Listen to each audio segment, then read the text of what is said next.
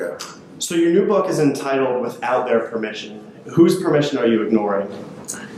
Gatekeepers. It is basically a riff off of this idea of permissionless innovation that sort of pervades the tech community, combined with a great Grace Hopper quote. She's sort of an OG in software. She has this pretty well-known quote about it's better to ask for forgiveness than permission. And these concepts kind of merge now in the 21st century, where someone with an internet connection is able to take an idea that she might have and take it to an audience faster and further than ever before, and not need to wait for the permission of a traditional gatekeeper to bring those ideas to the world, or not wait for a gatekeeper to get access to the knowledge that used to be so hoarded by people. If you want to go learn anything from piano to knitting to Final Cut, there is a resource freely available online right now that is probably from one of the best teachers in the world. And we've never lived at a time quite like this. What was your initial vision for Reddit, and how has it changed over time? Steve Huffman and I started Reddit right out of college. And we, as I said on stage, we did not really know what we were doing. We just wanted to create some place to find out what was new and interesting online. People could submit links, vote on them. We'd have this platform for online communities. Anyone could create a subreddit about it, whatever they wanted.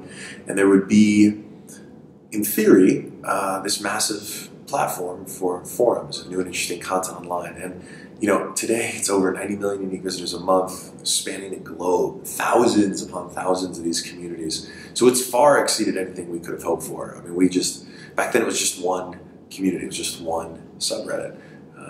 Now it's thousands. So it's sort of, certainly we hoped that it would get to be that size, but we had no clue. We just wanted to make something that worked. How has Reddit and the current state of the internet been impacted by your cat? Wow. I try not to get too many karma points from photos of my cat. I take enough photos of her on Instagram and Facebook and Twitter. But, she's made a bit of an impact. She's got a bit of an ego now, ever since she's become internet famous, but so it goes. I spoil her. Her name is Karma, after all, so I suppose she's been impacted more by Reddit than she has impacted Reddit, at least so far. How will millennials and future generations make an impact on internet freedom in the 21st century? Well, it's up to us. We saw a glimpse of it during SOPA and PIPA. That was millions of Americans, as well as plenty of millennials, calling their senators and representatives to defeat two awful bills written by awful lobbyists. If we can succeed, it'll be because we millennials feel as entitled about our impact in government as we feel entitled about photos of strangers' cats, right? We can see at a moment, 24 hours a day, 7 days a week, a glimpse into something really irrelevant, a cat photo from some random person. Why shouldn't we also feel as entitled to see something as important as what our government is doing for us or not doing for us? You're the founder of Bread Pig. What does it mean to be an Uncorporation? The whole Uncorporation thing, I think it was probably just late one night, and I was like, we're an Uncorporation. The idea was basically, we would try to create something that was doing good as well as doing well. I mean, social enterprise that's not something I invented. It's been around for a little while. But I feel especially in the last few years, we've been able to capitalize on a trend. Right now, we're this sidekick for hire that helps artists bring their projects to reality using crowdfunding. 4 years ago when we published XKCD's book, we had to pay for that ourselves. We put up the money up front. That was how we were being useful, in addition to doing the kind of basic services a publisher does. Today, we just go to a crowdfunding site like Kickstarter or CrowdTilt, and we help manage the campaign. And so we don't even need to put the money down. Our role is to do all the things an artist doesn't want to do, nor should they have to, and then just take a reasonable percentage. And what I mean by that is, usually less than 15%. So it's basically the inverse of the traditional publishing model, and we feel it's one that does right by artists, and they seem to agree. What's the most interesting lesson you've learned as an entrepreneur? I feel like I'm still learning interesting lessons as an entrepreneur. that people, and I make a big point of this in the talk, but even people who have seemed to have achieved a certain amount of success or seem to have a grasp on sort of how things work don't really.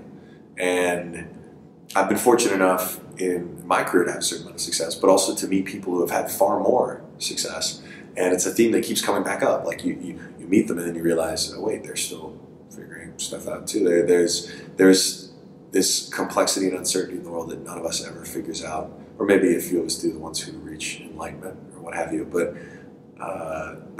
it's a lesson that I wish I had learned a lot sooner, because I definitely feel like there were things I didn't even consider doing because I just thought, well, there are some people who just have a brain for this, or they've just got the right connections or the right expertise or the right whatever, and it was just malarkey, really. What do you think are the most important skills for someone who wants to be an entrepreneur? Probably tenacity is the biggest one. I mean, you have to be a little broken to be an entrepreneur, right? You have to have decided that you want to prioritize something like a business or whatever, or a nonprofit or a cause or whatever, over things a reasonable person would. And that means having to make some sacrifices. I mean, I think having a balance is vital, but it's not something that one ought to take lightly, because it is a pretty big commitment. But then at the end of the day, there are so many other more dangerous or risky or other things that one could be doing that by comparison is actually not so bad. Awesome.